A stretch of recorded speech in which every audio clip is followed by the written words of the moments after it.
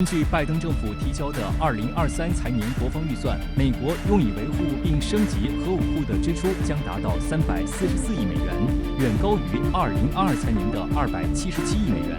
63亿用于建设哥伦比亚级战略核潜艇，50亿打造B-21轰炸机，36亿建设新一代哨兵洲际弹道导弹，10亿用于研发新型远程防区外空射核巡航导弹，48亿用于升级核指挥控制系统等。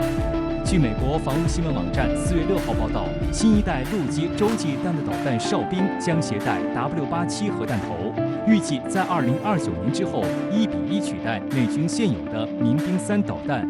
值得指出的是，民兵3现役数量为400枚，也就意味着美国未来将要生产400枚哨兵。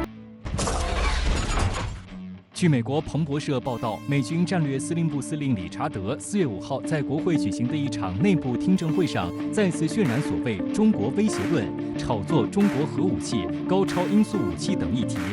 而在此之前，他还警告称潜在核战争的风险，美国不能想当然地认为核威慑会一直有效。如果威慑失效，美军将不得不动用战略武器。提到美国中央情报局局长威廉·伯恩斯日前炒作所谓俄罗斯可能在乌克兰使用战术或低当量核武器，却又指没有多少实际证据。请教一下白先生，您是如何来看待美国这种充满矛盾的表态？美国人的表态呢，很大程度上，一方面呢，他还是要在这个区域制造一种紧张的局势，给美国应该说是整个北约啊，向东欧去调动兵力，甚至部署一些敏感的装备的制造理由。